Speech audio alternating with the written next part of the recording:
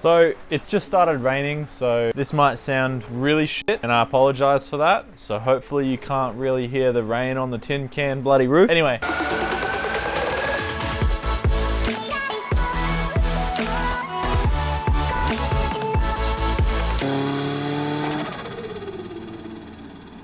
What's up guys, welcome back to the channel. I hope you have been enjoying the content that I've been putting out for the past couple weeks. The response has been huge on this car, and honestly I appreciate every single one of you. Thank you so much for clicking on the video and continuing to watch the content I put out. So today I wanted to hit you with a topic. What should you think about before turboing your MX-5, right? So picture me, I'm sitting there a couple years ago. I've been wanting to turbo an MX-5 for years, right? Years. I did so much research. I went through countless forums, went through Reddit, I went through a lot of things. I watched so many hours of YouTube videos. I did so much research, so much reading, and I feel like I have compiled kind of what you need to think about before you think about turboing your MX-5 or Miata, right? So in my opinion, this is just my opinion, there are 3 things that you should think about before you turbocharge your Miata, or before you even think about turbocharging your Miata. All right, so I got my notebook here. I got my smart Kyle glasses. Oh my goodness, I got my smart Kyle glasses. I actually have nothing written down on this notepad, but we're gonna write it down as we get into it. So the 3 things that you have to think about. Number 1, you have to think about what power goal you want for the car. So seriously, before you turbo your Miata and before you even make the decision on this question, I highly suggest you find some people that have already turbocharged their Miatas in your local area and beg them. Show them this video and be like, bro, Built by Kyle told me I need to go in your car. Like, beg them, bro. You need to go in a few different horsepower range of cars so that if you decide on a horsepower and you hit it, you're not disappointed.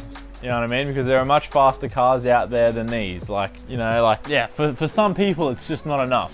For me, it's enough, but yeah, for some people, it's just not enough, right? And I hope none of you are being, zooming in on this foot. This ain't no free foot content. Let me get that out of the picture. All right, so you need to think of a power goal. You need to optimally range it, right? So when I decided to turbo this car, I thought, okay, bang, I want it to make between 180 horsepower and 230 horsepower. That was my range, right? And that's what I made, right? And because I made that, I'm bloody stoked on the car. I think I love it, right? But you have to consider some things when you think about the horsepower range. Are you gonna forge the bottom end? What type of mods are you gonna do to the engine? Are you gonna rebuild the whole motor? Are you even gonna take the motor apart? Are you gonna do just head studs? What pistons are you gonna use? Are you gonna go stroked? Are you gonna use oversized pistons? Are you gonna, there are so many things to think about. So do your research, but you need to have a horsepower or kilowatt goal in mind before you start to even think about turboing your car. You need to know how much power you want to make, right? So power, right? Power. Tick that bitch off, right? All right, number 2, the second most important thing you need to think about before you think about turboing your MX-5, that was a mouthful, is, oh yeah, budget. Bro, what the flying frickin' saucer is your budget? You need a budget. If you haven't seen the cost video I made on this, so many people are like, damn, you didn't spend much money building it at all. And some people are like, oh my God, you spent way too much money on that car. I didn't have a budget, and I'd say safe to say I reckon I went over budget. If I did make a budget, I would have gone over it because it cost me 60 grand to build. But you can do it so much cheaper than I did it, but I just went a bit all out on everything. But yeah, you need to budget it. But the horsepower goal works into the budget. If you want a 200 horsepower MX-5, your budget's gonna be low. If you want a fucking 6,000 horsepower Miata, I hope you're the king of England, bro, because that's gonna cost you a bit of money. So yeah, you need to think about a budget. You need to set it. You need to work within what you can afford. If you can only afford to spend, I don't know, $5,000 on turboing your Miata, maybe you're gonna just get all secondhand parts, or you're gonna buy a kit that's $5,000. You're gonna have to set your horsepower goal to a little bit of a lower standard because you're not gonna be able to afford forged pistons, the forged rods, all the goodies that get you over 250 horsepower without a little bit of banging. You don't want any banging in your Miata, let me tell you.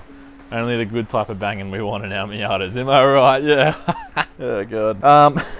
Budget, yep. Okay, you need to set a budget. Bang. So what? We've got a horsepower goal. Boom. We've got a budget. Boom. A ranged budget, not just $785,000, 57 cents. But I want a range, 5 to 10 grand, right? And the third most important thing, this is a really important one. What you're gonna use it for? You're gonna be hitting the track? You're gonna be drifting? Is it just a street car? What are you gonna do? You need to figure that out fairly soon because that will determine like your entire build. I can't stress that enough. You need to know what you're gonna use it for. I built this as a time attack car. And now it's a show car slash street car slash track car. I did not build this well in terms of a car that does one specific thing, right? So this is nowhere near a dedicated street, nowhere near a dedicated track, and it's nowhere near a dedicated show. I put little bits of each into the car, right?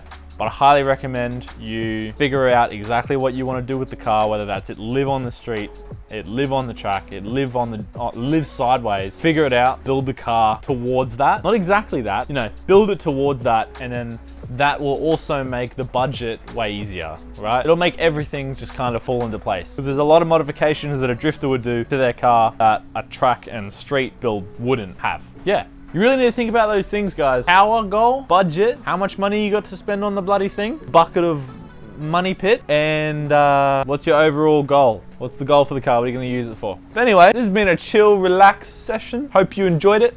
I'll catch you in the next one, guys. I appreciate you watching, and peace out for now. Yeah, laters. There we go.